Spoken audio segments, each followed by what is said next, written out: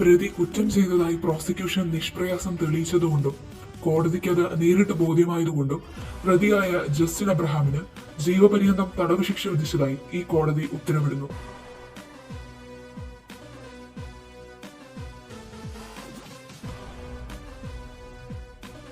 ആ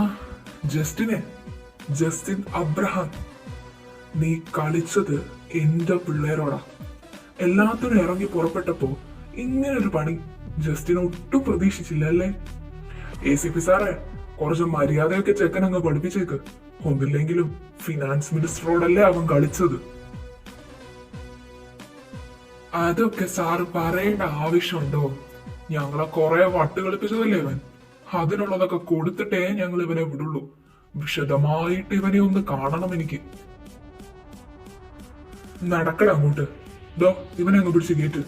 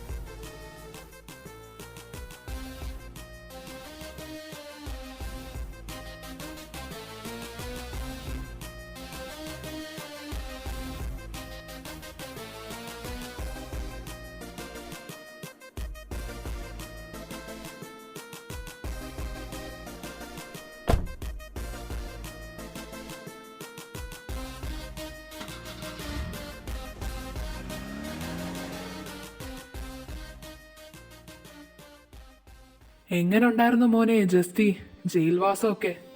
ദേ ഇച്ചായ ചുമ്മാ കളിക്കാൻ നിൽക്കല്ലേ. വല്ല കാര്യവും നടന്നോ അതോ എല്ലാം വെറുതെ ആണോ? അടങ്ങട ചെറുക്ക, അതൊക്കെ അവിടെ എത്തിയതിനു ശേഷം പറയാം. ഇപ്പോഴേ കൊറേ ഓടിയതില്ലേ, മോനൊന്ന് നേരാവണ്ണം ശ്വാസം എടുക്ക് കേട്ടാ.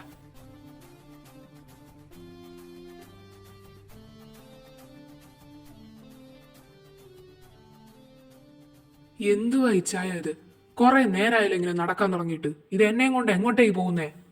ഓ യവനെ, എടാ ഞാൻ നിന്നെ കൊല്ലാൻ കൊണ്ടുവന്നു എന്നല്ല, നമ്മള് താമസം മാറിയ പുതിയ സ്ഥലത്തേക്ക് പോകുന്നതാ. ആരെങ്കിലും ഒക്കെ പിടിച്ചു കഴിഞ്ഞാൽ പിന്നെ തീർന്ന്. നീ ഇപ്പൊ പോലീസിന്റെ നോട്ടപ്പുള്ളിയാ. അപ്പൊ ഇങ്ങനത്തെ ഒക്കെ സ്ഥലങ്ങൾ കൂടിയൊക്കെ പോണം. വാ അങ്ങോട്ട്.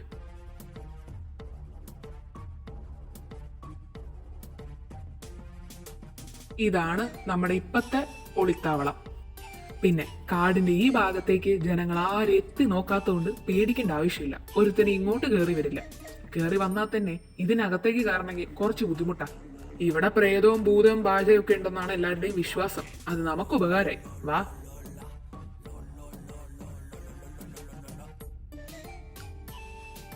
ജസ്റ്റി, നിനക്ക് കുഴപ്പമൊന്നുമില്ലല്ലോ? ഇല്ല ഏട്ടാ, എനിക്ക് കുഴപ്പമൊന്നുമില്ല. ഏട്ടൻ ഇച്ചാനെ ഒന്ന് വിളിച്ചു നോക്കണേ. ആടാ, ഞാനിപ്പോൾ തന്നെ വിളിച്ചോളാം. നിനക്കുള്ള റൂം മുകളിൽ നിന്ന് 2ാമത്തെ റൂമാണേ. ഞാനൊന്ന് പോയി കുളിക്കട്ടെ, നാറിയിട്ട് വയ്യ.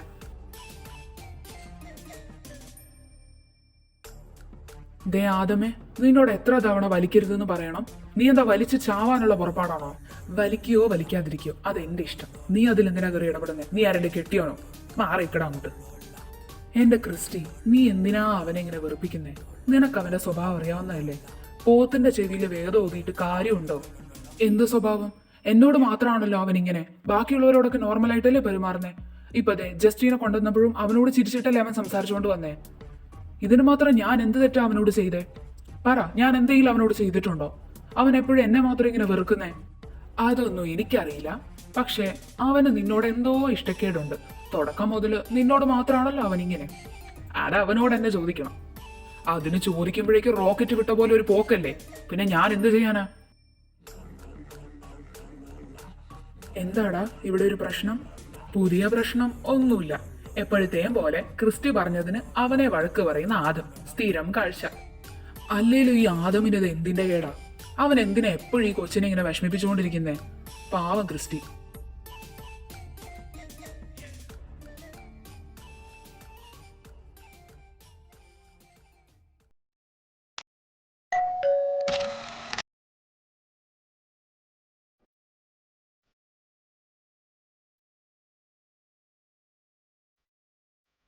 Happy Valentine's day my dear ബോയ്ഫി.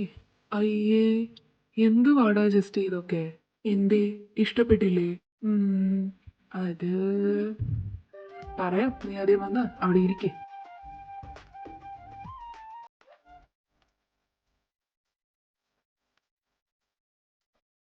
Justy, നീ എന്തു ഈ കാണിക്കുന്നേ? വിട്ടേ. ഇഷ്ടപ്പെട്ടോ ഇല്ലയോ അത് പറ. റോസാപ്പൂവും തന്നെ ഫ്ലേർട്ടും ചെയ്ത് നടക്കുന്ന ജസ്റ്റീനെ എനിക്ക് വേണ്ട. എനിക്ക് ആ ജസ്റ്റീനെ ഇഷ്ടമല്ല. പിന്നെ നിനക്ക് എങ്ങനത്തെ ജസ്റ്റീനെ പിന്നെ വേണ്ടേ? കോളേജിനെ വറപ്പിച്ച് നിർത്തുന്ന ആ ജസ്റ്റ് ചൈന മതി. ചീസി ബോയ് ജസ്റ്റീനെ എനിക്ക് വേണ്ട. I want mafia boy Justy. അതെ, നീ ഈ റോസാപ്പൂ തരാനല്ല ഇവിടെ വന്നതെന്ന് എനിക്കറിയാം.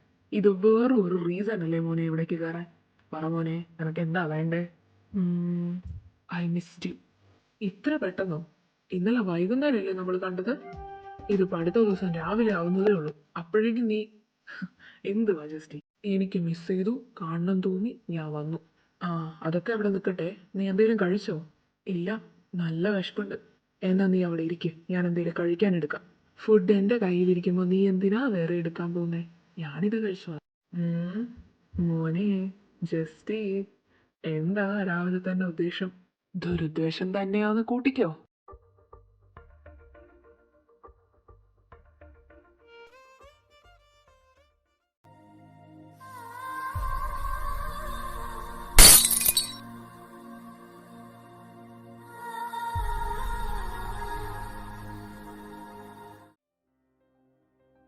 അപ്പ ഇത് നോക്കിയേ. എന്താടാ? ദേ, ഈ ജസ്റ്റിസ് എന്റെ ബുക്കിൽ ഫുള്ള് കളറാക്കി. എന്റെ റോസാപ്പൂ നശിപ്പിച്ചു. നിന്നോടാരാ അവന്റെ റൂമിൽ കൊണ്ടുപോയി റോസാപ്പൂ വെക്കാൻ പറഞ്ഞേ? അത് ഞാൻ ജസ്റ്റിസിന് അത് ഭയങ്കര ഇഷ്ടാണ്ട് വെച്ചതാ. സാരില്ല റിച്ചൂട്ടാ, ഞാൻ നിനക്ക് വേറെ ബുക്ക് വാങ്ങിത്തരാം, വേറെ പൂവും മേടിച്ചു തരാം. ഇനി മോൻ ജസ്റ്റിസ് അതിന്റെ റൂമിൽ കയറാൻ പാടില്ല കേട്ടോ. ആ, ഇനി കേറൂല. ആ ബുക്കിംഗ് തന്നെ, ഞാനൊന്ന് നോക്കട്ടെ.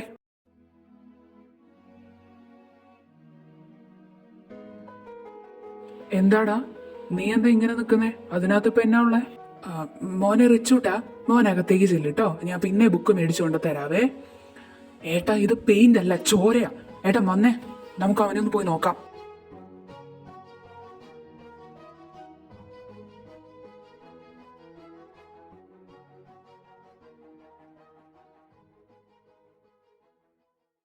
ജസ്റ്റി, എന്ത് വാടാ ഇത്? നിനക്കെന്താ റോസാപ്പൂ കൊണ്ട ഭ്രാന്താണോ? സിദ്ധു, നീ പോയി ഫസ്റ്റ് ഡേറ്റ് എടുത്തോണ്ട് വന്നേ. ഇത് ഒരു കാര്യം പറഞ്ഞേക്കാം, ഇമാതിരി പണി നീ ഒപ്പിച്ചാണ്ടല്ലോ, ഹോട്ടിസ് നിന്റെ ചള ഞാൻ പൊട്ടിക്കും.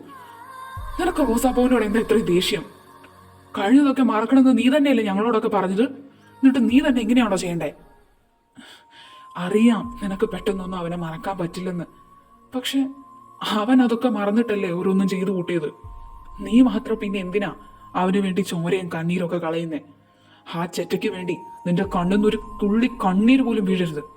നമ്മുടെയൊക്കെ ലൈഫ് ഇങ്ങനെ ആവാൻ കാരണം അവൻ ഒറ്റൊരുത്തനാ. അത് മാത്രം നീ ആലോചിച്ചാൽ മതി. പറ്റുന്നില്ല ഏട്ടാ, എന്ത് കണ്ടാലും അവൻ്റെ ഓർമ്മയോ ഒന്നും മറക്കാൻ പറ്റുന്നില്ല. മറക്കണം, എല്ലാം മറക്കണം. അങ്ങനൊരുത്തിന് വേണ്ടി ഒരിക്കലും നമ്മളൊന്നും കണ്ണീര് പൊഴിക്കരുത്.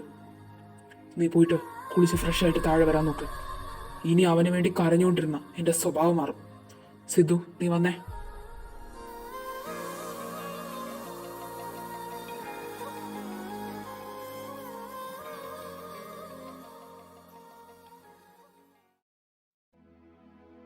റിച്ചൂട്ടാ, നിനക്കിതെന്നാ പറ്റിയേ?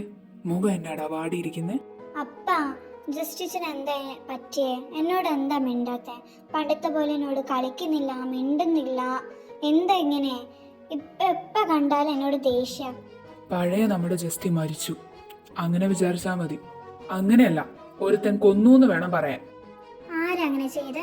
ജസ്റ്റിസിന് എന്നാ പറ്റിയേ? അതൊക്കെ മോൻ അറിയേണ്ട സമയത്ത് അപ്പ പറഞ്ഞു തരാട്ടോ. ഇപ്പൊ മോൻ പോയി പഠിക്കാൻ നോക്ക്. നല്ല കുട്ടിയല്ലേ, ചെല്ല്.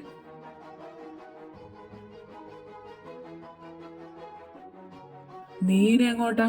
ഞാൻ എവിടേക്കെങ്കിലും ഒന്ന് പോട്ടെ, കുറച്ച് സമാധാനം വേണം. ആ, ഇങ്ങനെ സമാധാനം തേടി പോക്ക് ഈ ഇടയായിട്ട് നിനക്ക് കുറച്ച് കൂടുന്നുണ്ട് കേട്ടോ. ഇത് നല്ലതിനല്ല. ഇവിടെ അത് ഇല്ലാത്തോണ്ടാണല്ലോ കിട്ടുന്ന സ്ഥലത്തേക്ക് പോകുന്നേ. ദേ, ചുമ്മാ വെറുതെ എന്നെ ദേഷ്യം പിടിപ്പിക്കാൻ നിൽക്കല്ലേ. ഞാൻ പോവാ.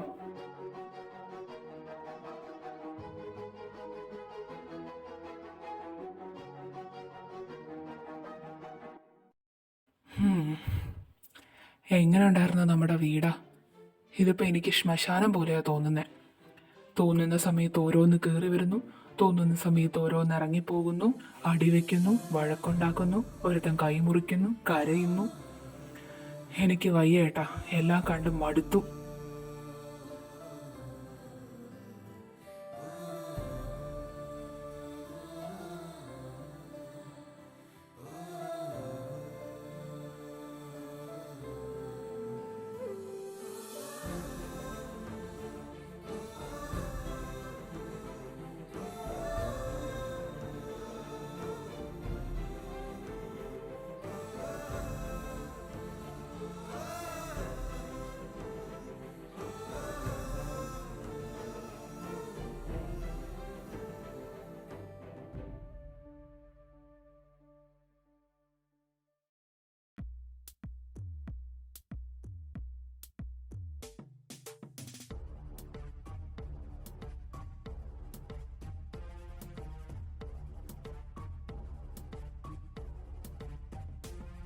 ആ, നിങ്ങൾ നേരത്തെ എത്തിയോ?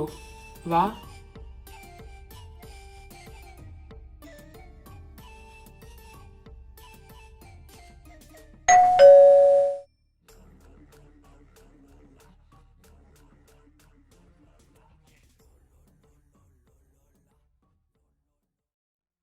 എന്നാടാ നിന്റെ മുഖം എന്നെ വാടിയിരിക്കുന്നേ? ആദമുമായിട്ട് വീണ്ടും വഴക്കിട്ടോ? അതിലിപ്പോ അതിശയൊന്നും ഇല്ലല്ലോ, ഇത് പതിവല്ലേ. എനിക്ക് കുഴപ്പമൊന്നുമില്ല. പിന്നെ ജസ്റ്റ് തിരിച്ചെത്തിയിട്ടോ? എങ്ങനെ? അവനിപ്പോ കുഴപ്പമൊന്നുമില്ലല്ലോ. എങ്ങനെയാ രക്ഷപ്പെട്ടെന്നൊന്നും എനിക്കറിയില്ല. അവന് കുഴപ്പമൊന്നുമില്ല. പിന്നെ നിനക്ക് വേണ്ടി ഞാൻ ഇറക്കിയ പുതിയ ആൾക്കാരാണ് ഈ 3 എണ്ണം. ജെന്നി, ലിസ, ആര്യ, നിങ്ങൾ 3 പേരെന്താ ഇവിടെ? ഞാൻ വിളിച്ചിട്ട് വന്നതാ. ഇനി നിന്റെ ഇടവും വലവുമായിട്ട് ഇവർ 3 പേരും കാണും. പിന്നെ ഗേൾസ് ആയതുകൊണ്ട് വലിയ ഡൗട്ടൊന്നും ആർക്കും തോന്നില്ല. കാണുന്ന പോലെയൊന്നുമല്ല. 3 സ്പെഷ്യൽ ബോഡി ഗാർഡ് ട്രെയിനിങ് ഒക്കെ കഴിഞ്ഞ് നിൽക്കുക. അടുത്ത് പോയാൽ കിട്ടും നല്ലോണം. അതുകൊണ്ട് നിന്നെ പ്രൊട്ടക്ട് ചെയ്യാൻ ഇവരാണ് ബെസ്റ്റ്. ഏയ് വേണ്ടടാ, ഇനി ഇവരെയും കൂടി ഇതിലേക്ക് എന്തിനാ വലിച്ചിടുന്നേ? എനിക്ക് പ്രൊട്ടക്ഷൻ്റെ ആവശ്യമൊന്നുമില്ല. വെറുതെ എന്തിനാ? എനിക്ക് കുഴപ്പമൊന്നും ഉണ്ടാവില്ല. അയ്യടാ, ജസ്റ്റ് തിരിച്ചു വന്ന സ്ഥിതിക്ക് ഉറപ്പാ എപ്പ വേണേലും ഈ സ്ഥലം അവന്മാര് പൊക്കും. എനിക്കപ്പം നിന്റെ കൂടെ നിൽക്കാൻ പറ്റില്ലടാ. ഇന്ന് തന്നെ ജിത്തുവായിട്ട് നല്ല ഡൗട്ട് തോന്നിയിട്ടുണ്ട്, ഞാൻ ഇടയ്ക്കിടയ്ക്ക് എങ്ങോട്ടായി പോകുന്നതെന്ന്. പിന്നെ ഞാൻ കുറച്ച് ദേഷ്യവും സെന്റിയും ഒക്കെ അടിച്ച് ഒപ്പിച്ചതാ. എപ്പോൾ വേണമെങ്കിലും ഒരു അറ്റാക്ക് പ്രതീക്ഷിക്കാം. അപ്പം നിന്റെ സേഫ്റ്റിക്ക് ഇതൊക്കെ ആവശ്യമാണ്. ഈ കുറച്ച് ഗാർഡ്സിനെ വെച്ചിട്ട് നിനക്ക് സേഫ്റ്റി ആയിട്ടിരിക്കാൻ പറ്റുമെന്ന് എനിക്ക് തോന്നുന്നില്ല. സത്യം തെളിയുന്നത് വരെ നിന്റെ കൂടെ ഞങ്ങൾ 4 പേരും കാണും, എന്തിനും ഏതിനും. പിന്നെ എന്നിട്ട് വേണം നമുക്ക് പഴയതുപോലെ ഒന്ന് അടിച്ചു പൊളിച്ച് ജീവിക്കാൻ. സത്യം എങ്ങനെയൊക്കെ തെളിഞ്ഞാലും നമ്മുടെ ലൈഫ് പഴയതുപോലെ ആവില്ല ക്രിസ്റ്റി. അത് നീ സ്വപ്നം കാണണ്ട. നിനക്കൊരു കാര്യം അറിയോ? കണ്ണാടി എന്ന് പറയുന്ന സാധനം, അത് 4 ദിവസം മുമ്പ് പൊട്ടിപ്പോയാലും 4 വർഷം മുമ്പ് പൊട്ടിപ്പോയാലും പൊട്ടിയത് തന്നെയല്ലേ.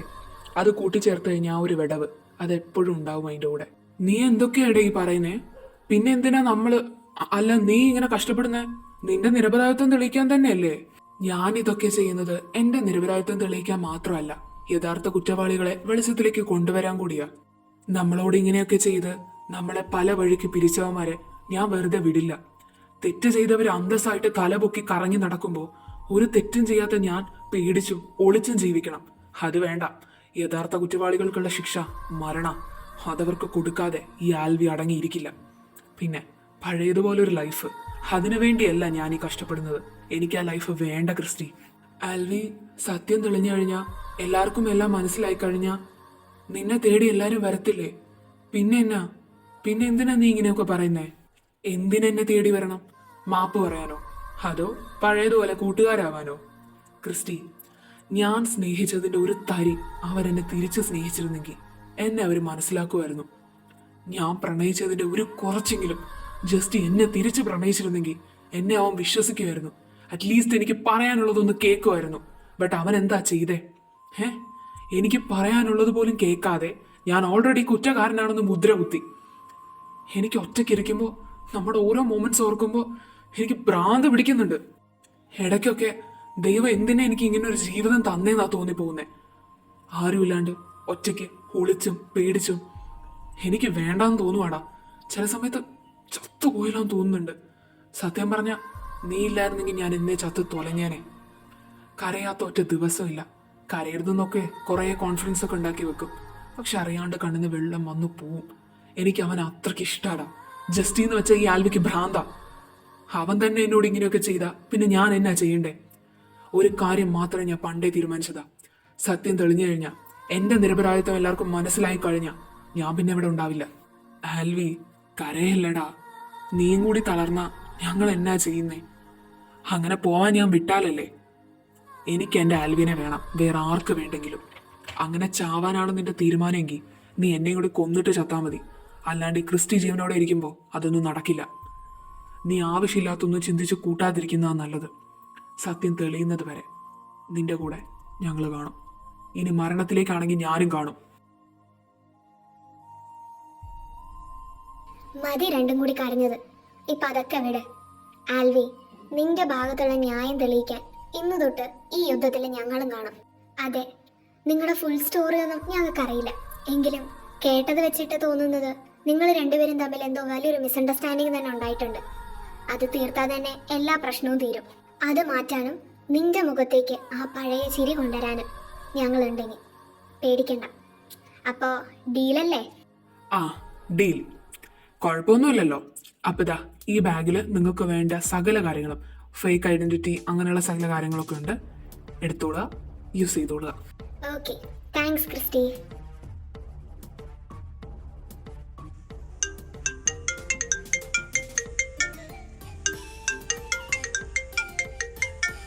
ഹലോ സിദ്ധുവേട്ടാ, എന്താ? നീ ഇത് എവിടെയാടാ? വേഗം വീട്ടിലേക്ക് വാ, ഒരു കാര്യമുണ്ട്. എന്താ?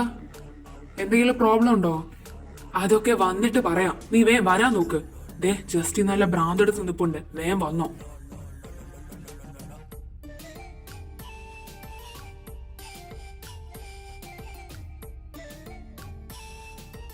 എന്തോ പ്രശ്നം ഉണ്ടെന്നാ തോന്നണേ. ഞാനെന്നാ ചെല്ലട്ടെ.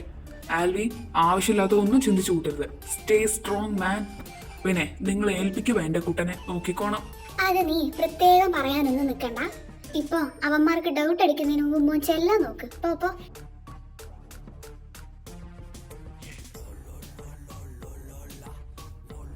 ഇവൻ ഇത് എവിടെ പോയി കിടക്കുക?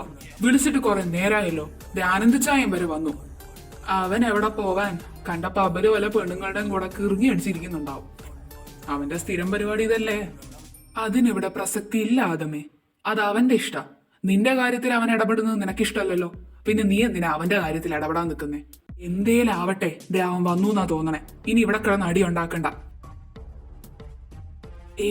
സിദ്ധുവേട്ടാ, നമ്മൾ എങ്ങോട്ടാ പോകുന്നേ? കൂടുതൽ ചോദ്യമൊന്നും ചോദിക്കാണ്ട് മിണ്ടാതെ വരാൻ നോക്ക് ക്രിസ്റ്റി.